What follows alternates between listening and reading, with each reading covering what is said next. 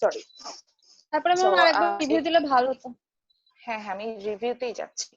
So today we're going to start with the same thing, chapter 5 from Michael Perkin. His book name is Macroeconomics. So আমরা আসলে macro পার্টটাতে আছি, and in this chapter we're focusing on the two major topic. One is unemployment, another one is inflation. Last class আমরা আসলে আনএমপ্লয়মেন্টটা শেষ করে ফেলেছি। So in a regarding this chapter, in first class যে ক্লাসে আমরা সবাই ছিলাম, in first class we talk about employment versus unemployment. এটার ভিডিওটা আমি দিয়েছি, এটা ভিউ সব বেশি আপনাদের, employment versus unemployment, যেখানে হচ্ছে দুটো নিয়ে কথা বলেছিলাম যে what is employment, what is unemployment. Then the mathematical part আমরা এরপরে হচ্ছে কি দেখেছিলাম যে লেবার মার্কেট ইন্ডিকেটরস হিসেবে আমাদের কতগুলো টার্ম বুঝতে হয়, যে একটা ইকোনমির লেবার মার্কেটটা কেমন এটা বোঝা আমাদের জন্য ইম্পর্টেন্ট। এটার জন্য তিনটা টার্ম জানতে হয়: unemployment rate, employment to population ratio and labour force participation rate. এই বিষয়গুলো সম্পর্কে জানতে হয়। মোটামুটি এই বিষয়গুলো জানার জন্য এই টার্মগুলো বের করে আমরা শিখেছিলাম। First one is unemployment rate in page 110 from your book. সেখানে আমরা দেখেছিলাম যে যখন আমরা কোনো রেট বের করব, it means that that term will be divided by the whole term. Then for rate we have to multiply it by 100. That means আমি এটাকে পার্সেন্টেজে আনবো। So for example, when we calculate the unemployment rate, the total number of unemployed people will be divided by the labor force multiplied by 100. এখন question হতে পারে, madam what is labour force? So এটার জন্য আমি class এখন একটু এই just টপিকটা রিভিউ করে হোয়াইট বোর্ডটা খুলে labour force and working age এটা নিয়ে আবার একটু কনফিউশন হয়তো বা স্টুডেন্টদের আছে, আমি এটা ক্লিয়ার করে দেব।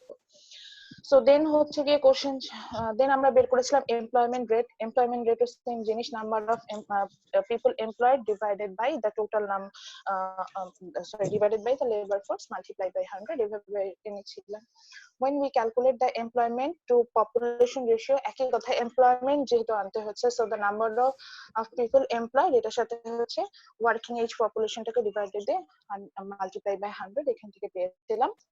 and lastly আমরা বের করেছিলাম হচ্ছে গিয়ে লেবার ফোর্স পার্টিসিপেশন রেট। এই কারণে হচ্ছে আমরা লেবার ফোর্স নিয়ে আসছিলাম, লেবার ফোর্স কে ওয়ার্কিং এজ পপুলেশন দিয়ে ডিভাইডেড করে 100 দিয়ে মাল্টিপ্লাই করেছি। That's it. এই চারটি রেশিও বের করা শিখেছিলাম হচ্ছে আমাদের ফার্স্ট ক্লাসে, maths part, employment, unemployment and distribution. So as an engineer আপনি যখন লেবার মার্কেটে এন্ট্রি করবেন, অবশ্যই একটা সময় আপনি লেবার ফোর্সের অংশ হবেন। সো অলরেডি আপনি অংশ, কিন্তু আমি যদি স্কিল হিসেবে ধরি, যখন লেবার ফোর্সে যখন অংশ হবেন, you need to know about the labour market and prediction করা বুঝতে হবে। সো তখন এই ইন্ডিকেটর গুলো যদি আপনি জেনে থাকেন, এবং যদি অ্যাজ এ গভর্নিং বডি আপনি কোনো অর্গানাইজেশনে থাকেন, তখন যদি ইন্ডিকেটর গুলো আপনি জানেন, সেক্ষেত্রে it will be easier for you to make the decision. So now there is a basic question from the student. আমার কাছে মনে হয়েছে যে আপনাদের আরেকটু ক্লিয়ার করা দরকার, what is working age population and what is labour force. So normally একটা কান্ট্রি যে পপুলেশন থাকে সেখানে সবাই থাকবে, দ্যাট মিন্স এখানে মেল ফিমেল থাকতে পারে, এখানে 0 থেকে শুরু করে টিল ডেট পর্যন্ত যারা আছে সব মানুষ কিন্তু এটার অন্তর্ভুক্ত হবে। এখন আসি, এই পপুলেশনকে আমরা দুটো পার্ট করি। একটা হচ্ছে গিয়ে, এই পপুলেশনকে আমরা দুটো পার্ট করি, একটা হচ্ছে গিয়ে ওয়ার্কিং এজ পপুলেশন যেটাকে আমি বলছি, একটা হচ্ছে non working age population. Non working age population, হ্যাঁ। So working age population it's obviously vary to economy to economy, এটা ফার্স্ট ক্লাস থেকেই বলছি। আমরা যেহেতু ইউরোপ, আমরা যে বুকটা পড়ছি অথরিটিস ফ্রম ইউএসএস, সে তার ইকোনমি ওয়াইজ বলেছে। So in that cases the number of the people who are between the age group 16 to 65, 16 থেকে 65 মধ্যে যাদের বয়স হবে, they are under the working age population. And যারা এটার ভিতরে নাই, that means below 16 and above 65, they are under the non-working population. তো এখানে below 16 আসবে অথবা হচ্ছে গিয়ে above 65, এই গ্রুপটা আসবে। এবার আসি যে যারা হচ্ছে গিয়ে ওয়ার্কিং এজ পপুলেশনের ভিতরে পড়ছে, এই ওয়ার্কিং এজ পপুলেশনের ভিতরে কন্ডিশন আছে যে if you are mentally unstable, অর্থাৎ আমি যখন ওয়ার্কিং এজ পপুলেশনের কথা বলছি তখন যদি আপনি মেন্টালি আনস্টেবল হন তাহলে আপনি ওয়ার্কিং এজের মধ্যে পড়বেন না। আপনি যদি সিক হন তাহলে আপনি ওয়ার্কিং এজের মধ্যে পড়বেন না। আপনি যদি জেইলে থাকেন তাহলে আপনি ওয়ার্কিং এজ পপুলেশনের মধ্যে পড়বেন না, অর্থাৎ 16 to 65 যে আমি যে কথা বলছিলাম এর মধ্যে আপনি থাকবেন না।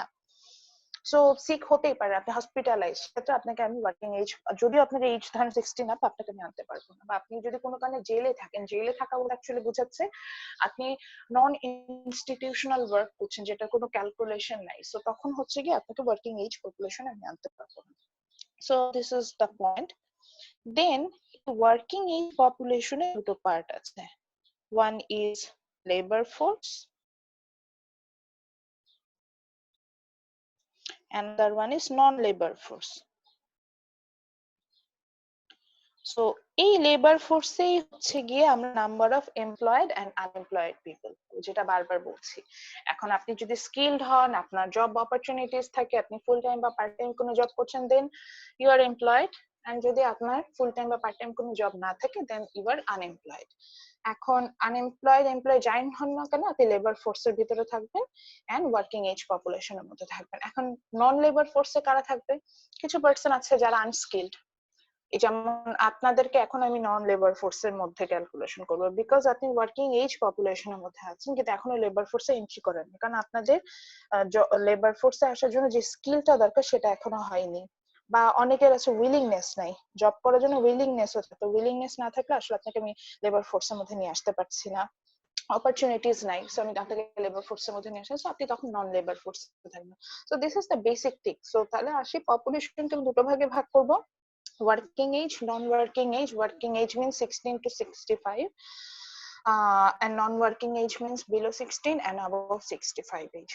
Then working age population divided into area, labor force, non-labor force. Area labor force means the total number of employed people, and non-labor force means total number of labor force means total number of employed and unemployed people. They are under the labor force, and non-labor force is the people who are under the working age but they don't want to do any kind of job, or they don't have willingness or ability or skill, then they are under non-labor force portion, but still they are under the working age population. Then in our last class in our last class we talk about the types of unemployment and full employment level. So basically unemployment types, in some books they talk about 5 types of unemployment, in some books they talk about 3 types of unemployment, but আমার কাছে perfect মনে হয় 4 types, আমি জন্য 4 টাইপসটাই পড়াই। কিন্তু আপনি যদি স্যালভাটোরা বুকে যান বা আপনি যদি ম্যানকিউর বইয়ে যান, অনেক ম্যাক্রো বই পাবেন আপনি, সেখানে আপনি ডিফারেন্ট টাইপস পাবেন। মোটামুটি এই 4টা টাইপ পড়লে সব টাইপের আনএমপ্লয়মেন্ট সম্পর্কে আমাদের ক্লিয়ার আইডিয়া হয়ে যায়। So first type of unemployment is frictional unemployment. আপনি যদি আমাকে শর্টকাটে বলতে বলেন তাহলে আমি বলবো যে যখন আপনি হচ্ছেন কি লেবার ফোর্সে এন্ট্রি করতে যাচ্ছেন অথবা লেবার ফোর্স লিভ করতে যাচ্ছেন, এরকম একটা সিচুয়েশনের কারণে আপনার যে আনএমপ্লয়মেন্ট ক্রিয়েট হবে, that's called frictional unemployment. Like you are a fresh graduate, you are looking for job but you don't get any suitable job for 1 month. So this situation is called frictional unemployment. So এখানে আপনি কিন্তু labour ফোর্সে আছেন, আপনি job মার্কেটে entry করতে যাচ্ছেন, মানে labour ফোর্সে entry করতে যাচ্ছেন, এই সিচুয়েশনটাকে আমি ফ্রিকশনাল বলবো। Or you have already you are doing a job but you are very unhappy with the job environment or on the employer, so you want to switch the job. So আপনি জবটা ছেড়ে দিলেন and you are looking for better replacement.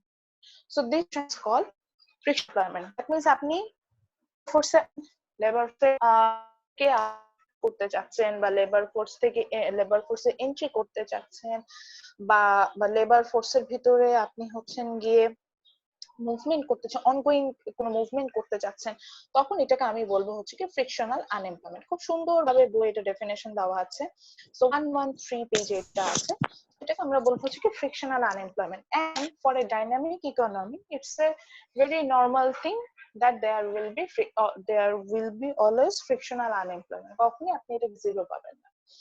Okay, then ma'am they talk about the একবার structural frictional unemployment. আনএমপ্লয়মেন্টটা বলবেন please, disconnect হয়ে গেছিলাম আচ্ছা তো বুঝি নাই। আচ্ছা ঠিক আছে। সো ফ্রিকশনাল আনএমপ্লয়মেন্টে যেটা বলছে যে in this unemployment যে শর্টকাটে বুঝতে চান, then people are entering or leaving the labor force, or there are ongoing some operation in the labor force, that's called frictional unemployment.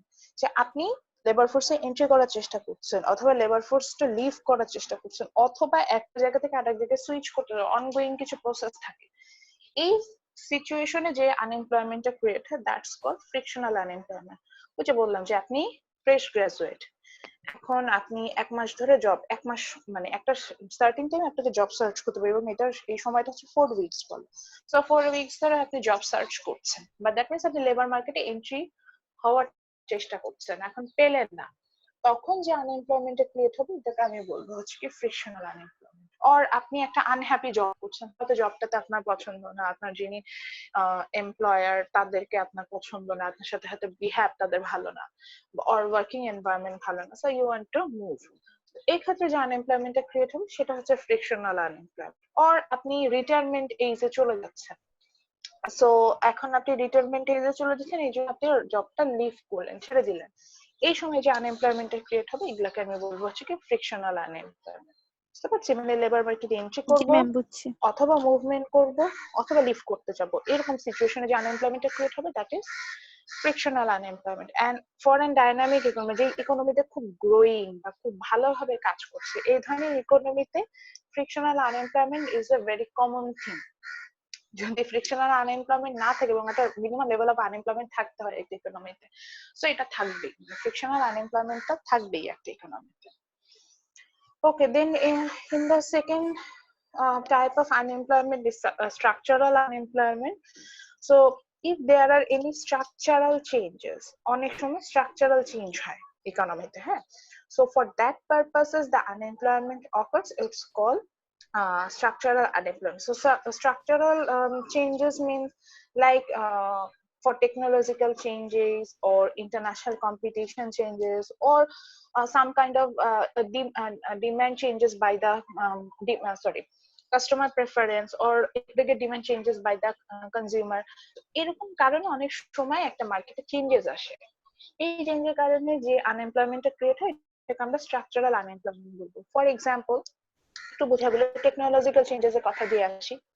Suppose আজ থেকে 10 বছর আগেও দেখবেন যে বাংলাদেশের প্রত্যেকটা কোম্পানিতে একজন করে টাইপিস্ট ছিল, 10-12 বছর আগে মোটামুটি যখন আমি এইচএসসি তে পড়তাম তখনই দেখতাম যে টাইপিস্ট প্রত্যেকটা স্কুল কলেজ থেকে শুরু করে যে কোনো প্রাইভেট অর্গানাইজেশন আমি দেখেছি যে টাইপিস্ট ছিল। তাদের কাজই ছিল যে বিভিন্ন letter and special office documents তারা টাইপ করতো, এবং এটা খুব ভালো প্রেস্টিজিয়াস জব ছিল, salary was very high. Then there was a technical revolution, what, সেটা যে মাইক্রোসফট অফিস আমরা যেটাকে বলি এটা চলে আসলো, and it's very easy to use Microsoft office. এটার কারণে আমাদের কি হয়েছে, এটার কারণে যেটা হয়েছে যে আমরা এখন আর আমাদের টাইপিস্ট দরকার নেই, আমাদের যা যা টাইপ করা দরকার আমরা নিজেরাই করে ফেলি, তাই না? তাহলে এই যে মার্কেটের যে একটা মানে এই যে একটা টেকনোলজিক্যাল চেঞ্জের কারণে যারা টাইপিস্ট ছিল they are not unemployed, sorry my mistake, যারা টাইপিস্ট ছিল they are not unskilled, they are skilled, but for a technological change they lost their job or they lost their opportunity, এটাকে আমি বলবো structural unemployment. Or ধরেন অনেক সময় দেখা যায় যে যেমন স্টিল ইন্ডাস্ট্রির ক্ষেত্রে, স্টিল ইন্ডাস্ট্রিতে যেসব ওয়ার্কাররা থাকে তারা অবভিয়াসলি দে আর স্কিল্ড। এখন স্টিল ইন্ডাস্ট্রিতে কিন্তু সবসময় প্রোডাকশন হয় না, বছরে কিছু সময় প্রোডাকশন হয়, বাকি সময় কিন্তু প্রোডাকশন অফ থাকে। তো যে সময় প্রোডাকশন অফ থাকছে still they are skill but they don't have the job. So এই যে মার্কেটের একটা চেঞ্জের কারণে যে আনএমপ্লয়মেন্ট ক্রিয়েট হলো এটাকে আমি বলবো হচ্ছে কি স্ট্রাকচারাল আনএমপ্লয়মেন্ট। আর অ্যানাদার এক্সাম্পল হতে পারে দ্য ফার্মার্স অফ বাংলাদেশ। আমাদের যে ডে লেবার আছে ইন দ্য সরি আমাদের যে ডে লেবার আছেন in agriculture sector, normally they lost lost or they don't have any job opportunity after the harvest season. So in that time the unemployment occur, it's called structural unemployment. ওই দেখা যায় যে যারা কৃষি জমিতে কাজ করে, একটা ফসল তোলা হয়ে গেলে কিছুদিনের জন্য কিন্তু ওই ফিল্ডটাকে রেস্টে দিতে হয়, আদারওয়াইজ কিন্তু ভালো ফসল হয় না। এই সময় দেখা যায় অনেক কৃষি শ্রমিক যারা আছেন তারা কিন্তু তাদের কোনো কাজ থাকে না। তো এখন কি তারা unskill? No, they are not, but for the time being or the changes in the structure of market, they don't have job opportunities. So এই যে সিচুয়েশন, এটাকে আমি বলবো হচ্ছে কি স্ট্রাকচারাল আনএমপ্লয়মেন্ট। সো এরকম অনেক এক্সাম্পল হতে পারে। আপনি হয়তো বলতে পারেন যে ধরেন যদি কোনো ইন্টারন্যাশনাল কোম্পানি এসে একটা মার্কেট দখল করে নেয়, সেই ক্ষেত্রে যে আনএমপ্লয়মেন্ট ক্রিয়েট হয় সেটাকে আমি স্ট্রাকচারাল আনএমপ্লয়মেন্ট বলতে পারি। যেমন হচ্ছে গিয়ে ধরেন এখন একটা ইন্টারন্যাশনাল ব্র্যান্ড সোপ এসে বাংলাদেশে চলে আসলো, আসার কারণে বাংলাদেশে যে লোকাল সোপ গুলো আছে, ধরে নিচ্ছে কেয়া সোপ বা অ্যারোমেটিক সোপ, এদের মার্কেট চলে গেল। তো এখন কি হবে, মানে এদের ডিমান্ড কমে গেল, তখন এই সোপ গুলো কেউ কিনবে না। এই সোপ গুলো যখন কেউ কিনবে না, তখন এই কোম্পানি গুলো শাটডাউন হয়ে যাবে, বন্ধ হয়ে যাবে। সো যে লেবার বা যে ওয়ার্কাররা ওখানে কাজ করতো তারা কিন্তু unskilled না, but because of the competition, international competition especially, they lost their job. So এটা হচ্ছে structural unemployment. Okay, then the third type of unemployment is cyclical unemployment. Cyclical unemployment means হচ্ছে একটা বিজনেসে যেমন sorry, একটা ইকোনমিতে যেমন পজিশন থাকে যে sometimes it on the peak position, sometimes it on the recession position, sometimes it on the recovery position. So for that purposes there is a cycle in business sector. So for that purposes, when there is a recession in the economy, some people are being unemployed. So this situation is called cyclical unemployment. For the যে একটা ইকোনমিতে আপনার হচ্ছে গিয়ে যে business সাইকেলের মধ্যে যেটা হচ্ছে যে কখনো ভালো পজিশনে থাকে, this is called peak position, and কখনো খারাপ পজিশনে থাকে, this is called recession. So when there is recession, they don't have job or workers are called to laid off their job. So this, in that time the unemployment occurs, it's called cyclical unemployment. For example, এই যে করোনার কারণে বাংলাদেশে এখন অনেকে temporary unemployed হয়ে যাচ্ছে, এটাকে টেম্পোরারি আনএমপ্লয়মেন্টও বলা যায়। এই যে টেম্পোরারি আনএমপ্লয়েড হয়ে যাচ্ছে, এটাকে আমি সাইক্লিক্যাল আনএমপ্লয়মেন্টের মধ্যে নিয়ে আসতে পারি, বিকজ অফ আমি এটার পিছনে কিন্তু আমাদের কোনো হাত নাই। এটা হচ্ছে এখন ইকোনমি ভালো পজিশনে নেই, এই জন্য আমার জব ক্রিয়েশন হচ্ছে না, আমি জব পাচ্ছি না। সো এই যে একটা আনস্টেবল সিচুয়েশন, এটাকে আমি সাইক্লিক্যাল আনএমপ্লয়মেন্ট বলতে পারি। এটার একটা এক্সাম্পল, ওই যে একই কথা, কৃষি শ্রমিকদের কথা যদিও বলেছি, কিন্তু আমি যদি একটা বিজনেস সাইকেল দেখি, সেক্ষেত্রে আমাদের দেশে স্পেশালি এটা নর্থ বেঙ্গলের দিকে হয়, একটা স্পেসিফিক টাইমে কৃষি শ্রমিকদের কোনো প্রকার কোনো কাজ থাকে না, বছরের একটা নির্দিষ্ট সময় তারা কাজ ছাড়া থাকে। ওই যে এটার একটা সময় নাম ছিল মঙ্গা, এখন হয়তো এটা বলেন কোথায়। সো ওই সময় যে আনএমপ্লয়মেন্ট ক্রিয়েট হতো because of unstable situation in the economy, এটাকে আমি সাইক্লিক্যাল আনএমপ্লয়মেন্টে নিয়ে আসবো। Okay, the last one, it's call natural unemployment. So natural আনএমপ্লয়মেন্টটা হচ্ছে যে it's the combination of frictional and structural unemployment. That means একটা ইকোনমিতে যখন এই দুটো আনএমপ্লয়মেন্ট থাকবে, frictional and structural, both unemployment থাকবে, বাট আমি এক্ষেত্রে আপনার হচ্ছে গিয়ে একটু আগে যেটা বললাম, সাইক্লিক্যাল আনএমপ্লয়মেন্টটাকে ক্যালকুলেশন করতে পারবো না। দ্যাট মিন্স যে বইও সেটাই বলছে যে it's arises from the frictional and structural unemployment, but there is no cyclical unemployment. অর্থাৎ ওই যে বলছিলাম সাইকেল ওয়াইজ একটা সময় আমরা আনএমপ্লয়েড হয়ে যাব। এই দুটো যখন হবে তখন সেটাকে আমি বলবো হচ্ছে কি ন্যাচারাল আনএমপ্লয়মেন্ট। এবং ন্যাচারাল আনএমপ্লয়মেন্টের থেকে আমরা যে আনএমপ্লয়মেন্ট রেটটা পাই, that means natural unemployment rate যেটা আসে, এটাই অ্যাকচুয়ালি একটা ইকোনমির আমরা হিসেব করেছিলাম না unemployment rate, it's equal to the natural unemployment rate. অর্থাৎ আমরা যে নর্মালি আনএমপ্লয়মেন্ট রেট ক্যালকুলেশন শিখেছিলাম, এটাকে যদি আপনি বলতে চান this is the natural unemployment rate. এবং তাহলে আরো যদি ভাগ করে বলতে চাই, তাহলে স্ট্রাকচারাল এন্ড ফ্রিকশনাল আনএমপ্লয়মেন্ট দুইটা মিলাই যে রেটটা হবে, সেটাই আসলে একটা ইকোনমির total unemployment rate. Then we talk about the full employment level. Last term ছিল full employment levelটা হচ্ছে গিয়ে যে যখন full employment level actually it's equal to the natural unemployment rate, মানে একটা ইকোনমিতে কিছু না কিছু বেকার মানুষ থাকবে। সো ওইটা যখন থাকবে মিনিমাম লেভেলে এবং সে সময় যে সিচুয়েশনটা অ্যারাইজ হবে সেটাকে আমরা সাধারণত ফুল এমপ্লয়মেন্ট বলি। ফুল এমপ্লয়মেন্টের একটা ব্যাখ্যা আছে, সেটা হচ্ছে গিয়ে যে একটা ইকোনমি সাধারণত পারফেক্টলি রান করার জন্য there will be 4% unemployment rate, মানে ন্যাচারাল আনএমপ্লয়মেন্ট রেটে 4% হবে। এটা যদি থাকে তাহলে আমি বুঝবো যে একটা ইকোনমি পারফেক্টলি রান হচ্ছে।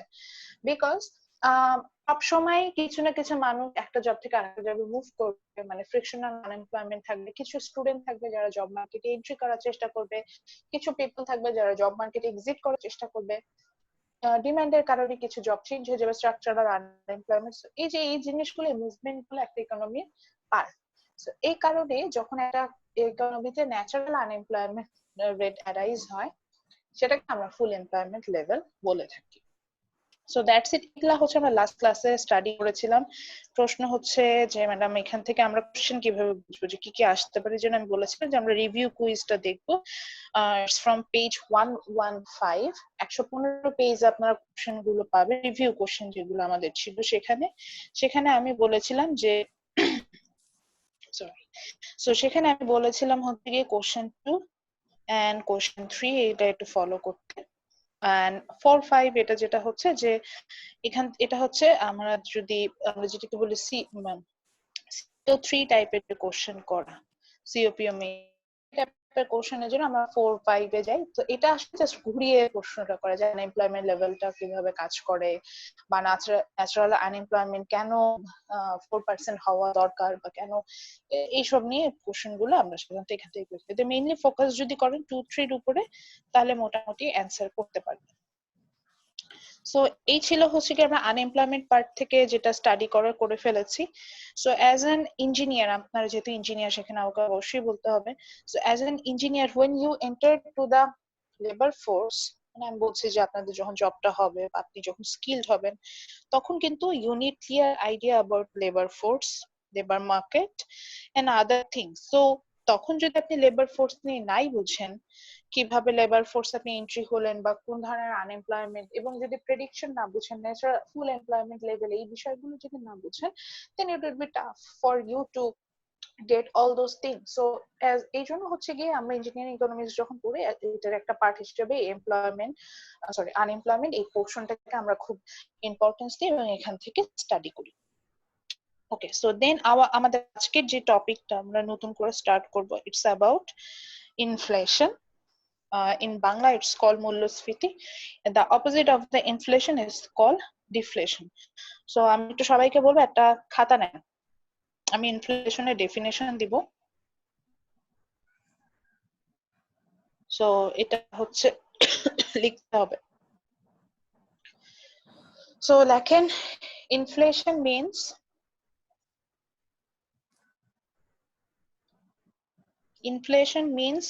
increase in average price level. Inflation means increase in average price level. So which means when there is average increase in the price level, that situation is called inflation.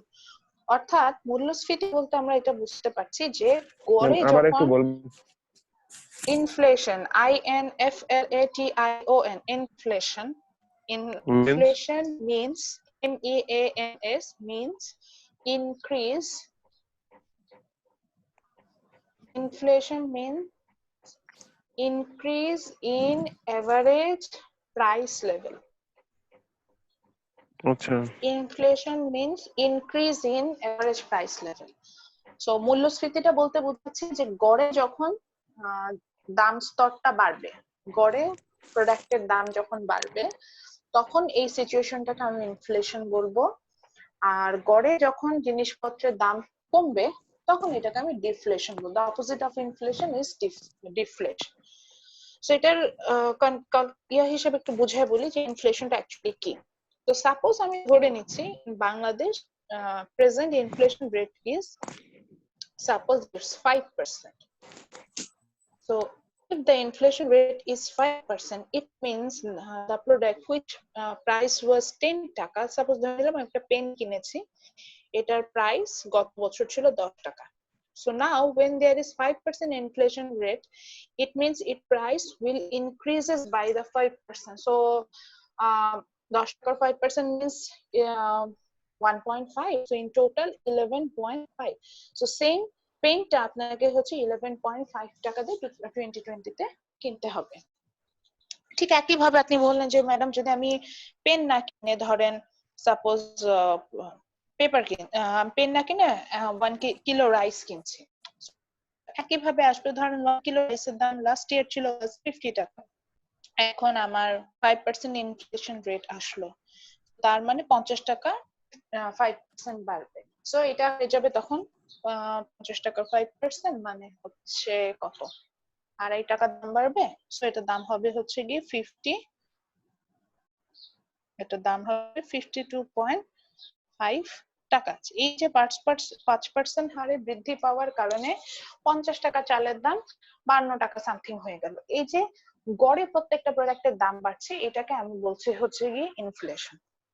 এখন ইনফ্লেশনের bad সাইডটা কি? ইনফ্লেশনের bad সাইডটা হচ্ছে, চিন্তা করেন যদি inflation থাকে, যত বেশি ইনফ্লেশন থাকবে দ্যাট মিন্স আপনি তত বেশি দাম দিয়ে প্রোডাক্ট কিনতে হবে, কিন্তু আপনি কিন্তু সেম অ্যামাউন্টের প্রোডাক্ট পাচ্ছেন। অর্থাৎ গত বছরে 1 কেজি চাল কিনছিলেন, এখনো কিন্তু 1 কেজি চালই কিনছেন, কিন্তু 1 কেজি চালের দাম আগে ছিল 50 টাকা, এখন ইনফ্লেশন রেট যত বাড়ছে সেই হারে আপনার হচ্ছে গিয়ে তত পার্সেন্ট দাম বেশি দিতে হচ্ছে। শুধু কি চাল, ডালের দামও একই হারে বাড়বে।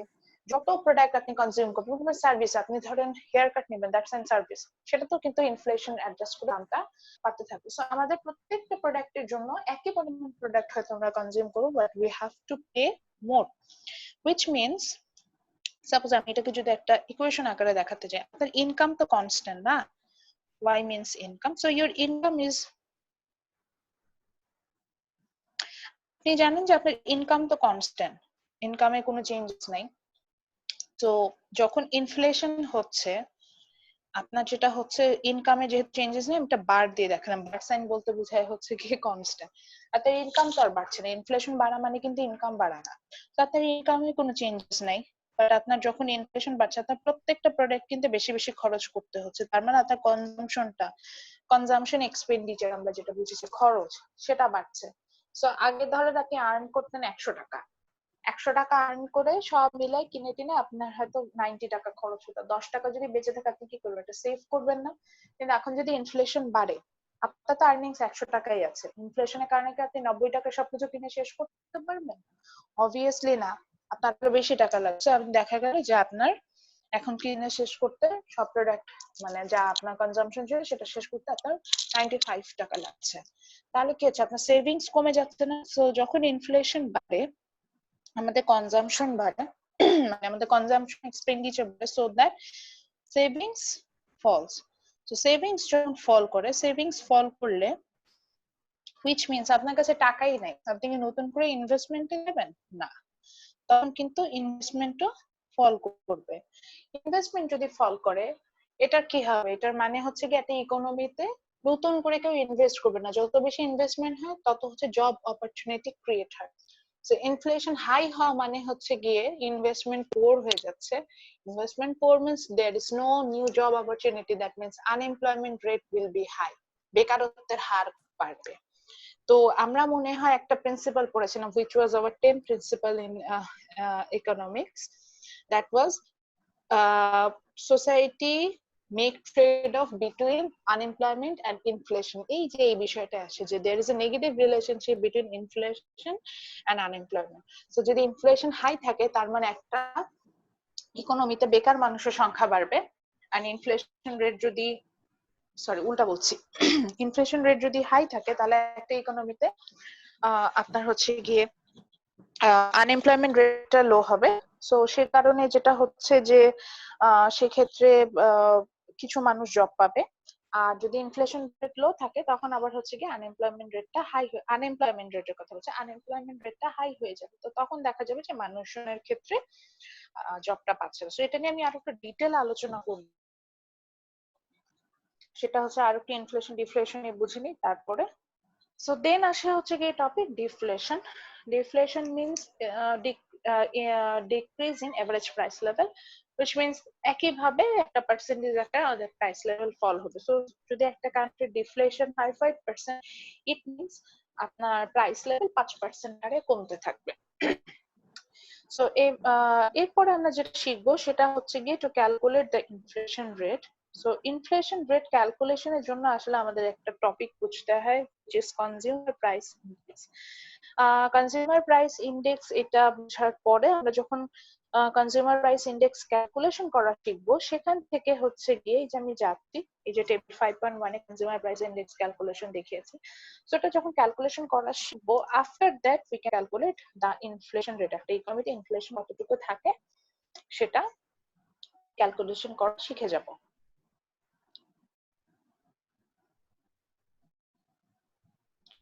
সো এরপরে যে আমাদের মেইন ফোকাসিং পয়েন্ট যেটা থাকে, হোয়াই ইনফ্লেশন এন্ড ডিফ্লেশন আর প্রবলেমস। সো এটা আমি হচ্ছে ইনফ্লেশনে ক্যালকুলেশনে করার পরে এটা শেখাই। তো এটার জন্য এই জন্য আমরা নেক্সট ক্লাসে ওয়েট করবো, নেক্সট ক্লাসে এটা বুঝবো। আজকে আমরা যেটা এখন পড়বো সেটা হচ্ছে সিপিআই আর কনজিউমার প্রাইস ইন্ডেক্স। সো একটা হেডিং দেন, হেডিং লেখেন হচ্ছে কনজিউমার প্রাইস ইন্ডেক্স, এই যেটা পড়বো এখন।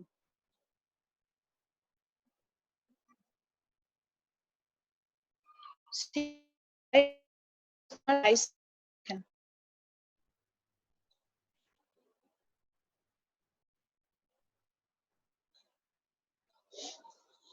Okay, so the definition is given to your book, which is এটাই লিখতে হবে যে consumer price index in a bracket CPI, which is a measure of the average of the prices paid by the not urban customer, এটা সবার কথা আসবে, so এই জন্য লিখবেন হচ্ছে paid by the customer for a fixed basket of consumer goods and services.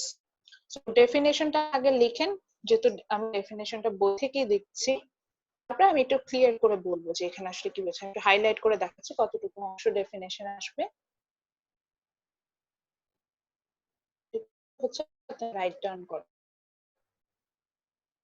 আমি 2 minute সময় দিচ্ছি, তারপরে আমি একটু প্রত্যেকটা পার্ট এক্সপ্লেন করব। এটা হচ্ছে কনজিউমার প্রাইস ইন্ডেক্স এর ডেফিনেশন।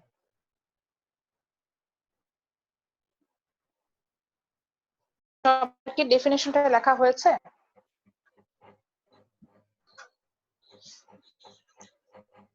ওকে, সো এখানে যেটা বলছে consumer price index or CPI is the measure of average of the prices paid by the urban customer. এখানে urban customer হবে, এখানে সব কাস্টমারকে আমি মেনশন করছি।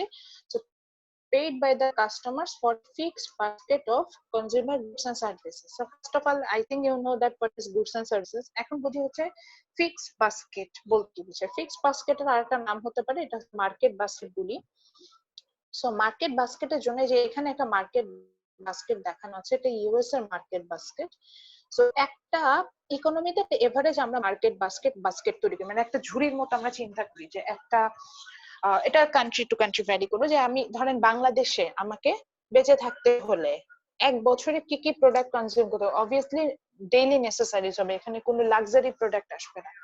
সো এখানে আমি কি কি এসেনশিয়াল প্রোডাক্ট কনজিউম করব, এই জিনিসটা আমাকে বের করে নিতে হয়। যেমন ধরেন আমি দেখলাম যে এখানে পার্সেন্টেজ আকারে দেখতে হয়, সো আমি এখানে ওয়েটেড হিসেবে দেখলাম যে আমি হাউজিং এর জন্য ইউএস এর হিসেবে কাছে, যে হাউজিং এর জন্য হয়তো they have to spend on average every household, হ্যাঁ, they have to pay 42% of for housing purpose, 70% for transportation purpose, মানে যাতায়াতে খরচ হচ্ছে, food and beverage 15%, medical care আছে, রিক্রিয়েশন আছে, এডুকেশন আছে, and other goods and services আছে, এটুকু আছে।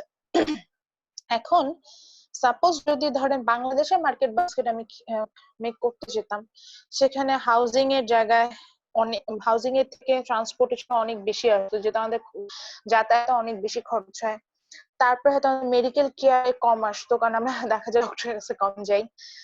রিক্রিয়েশনে হয়তো ডিফারেন্ট হতো, মানে এটা কান্ট্রি টু কান্ট্রি ভ্যারি করে। তবে এইভাবে সাধারণত তাদের বেসিক নিডস গুলো যেগুলো আছে সেগুলোকে আমরা একটা ওয়েটেড এর মধ্যে নিয়েছি। 100% মধ্যে কত percent for housing, how many percent for transport, for and recreation বাংলাদেশে আমরা সাধারণত লাক্সারি প্রোডাক্ট হিসেবে ধরে নিই, সো রিক্রিয়েশনটা এখানে অ্যাড হয় না।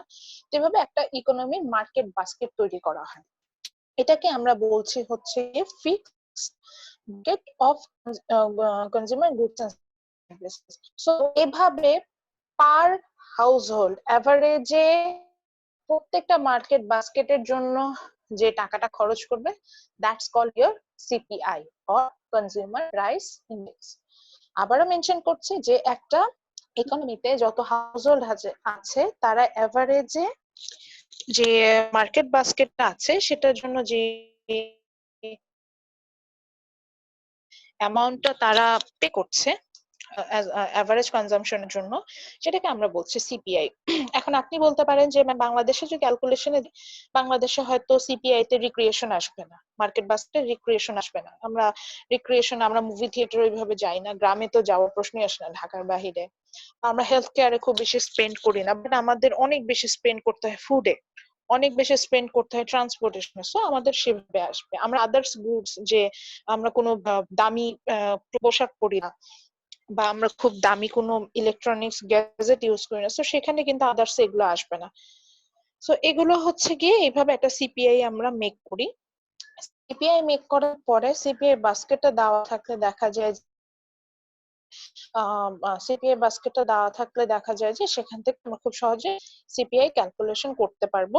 সিপিআই যখন ক্যালকুলেশন করতে পারবো, then there will be a formula. Using the formula আমরা হচ্ছে গিয়ে সিপিআই বের করবো, এবং যখন সিপিআই মানে that means consumer price index চলে আসবে, দেন হচ্ছে গিয়ে আমরা ইনফ্লেশন রেট ক্যালকুলেশন করতে পারবো। তো তার আগে চলে আসে হচ্ছে গিয়ে, এখন আপনার হয়তো কোয়ারিজ আসতে পারে, ma'am how we calculate the CPI for whole economy, সেটার জন্য এখানে আসলে স্টেপ গুলো বলা আছে।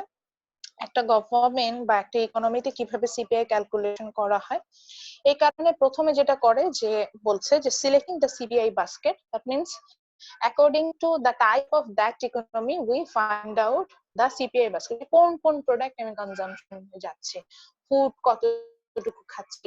ফুডের ক্ষেত্রেও আছে, যেমন আমি বাংলাদেশে হয়তো রাইস কনজাম্পশন বেশি করছি, ইউএসএ তে হয়তো হুইট কনজাম্পশন করছে অর পটেটো কনজাম্পশন করছে। আমরা তো আর হুইট বা পটেটো খাই না, আমরা খাই চাল, চাল ডাল ধরেন মাছ, এগুলো যে দাম হবে সেটা আমার যখন সিপিআই বাস্কেট আমি মেক করতে যাবো, ওগুলো এভারেজে দাম নিতে হবে, যে এক বছরে আমি কতটুকু চাল খাচ্ছি, এক বছরে কতটুকু ডাল খাচ্ছি, এক বছরে কতটুকু মাছ খাচ্ছি, এটার দাম কত, এটা আমার সিপিআই বাস্কেটে আসবে। সো প্রথমে যেটা করতে হয় যে যখন আমি constructing a CPI basket, for that purposes first we have to select the CPI basket, that means আমরা ওই বাস্কেট একটা আমরা একটা হচ্ছে গিয়ে কি বলা যায়, একটা বাস্কেট অ্যাজাম্পশন, মনে মনে একটা বাস্কেট চিন্তা করি, সেই বাস্কেটের মধ্যে দিব এক বছরে কতটুকু ফুড কনজাম্পশন করবো এবং কি কি ফুড কনজাম্পশন করলাম সেটা। দেন যেটা করতে হবে, conducting the monthly price survey. Monthly price survey হচ্ছে এরকম যে ধরেন চালের দাম জানুয়ারি মাসে কত ছিল, ফেব্রুয়ারি মাসে কত ছিল, or March April May June, এভাবে করে এভারেজে এক বছরে কত আসে। Like same for the dal or fish or meat or cloth or housing, etc. So from that way you will find out the average price of every product. So this is called conducting the monthly price survey. Then finally calculating the CPI. Then finally আপনি হচ্ছে CPI calculation করবেন। So এখন তাহলে formula চলে যায় যে what is the CPI formula. So it's on the page 118, 118 পেজে আছে, এই ফর্মুলাটা সবাই লিখি। CPI equal to cost of market basket at current prices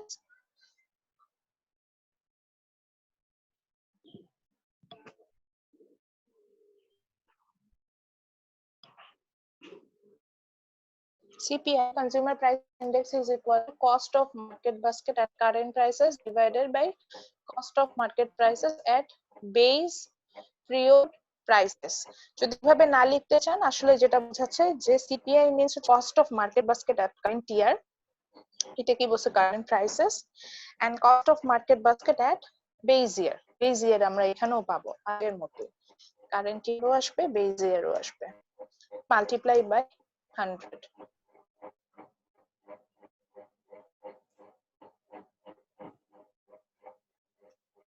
So again CPI means cost of market basket at current year and cost of market basket at base year, or just like your book, cost of market basket at current prices divided by cost of CPI basket at base prices multiplied by 100. So then formula টা কি লিখেছেন সবাই? জি ma'am. আচ্ছা, বইয়ে একটা simple calculation আছে, কিন্তু এই ক্যালকুলেশন আমার হচ্ছে পছন্দ না। ক্যালকুলেশনটা খুব হেজি ভাবে দেওয়া, মানে অগোছালো ভাবে দেওয়া। তো আমরা এটার জন্য আসলে আমরা নিজের একটা ম্যাথ করব।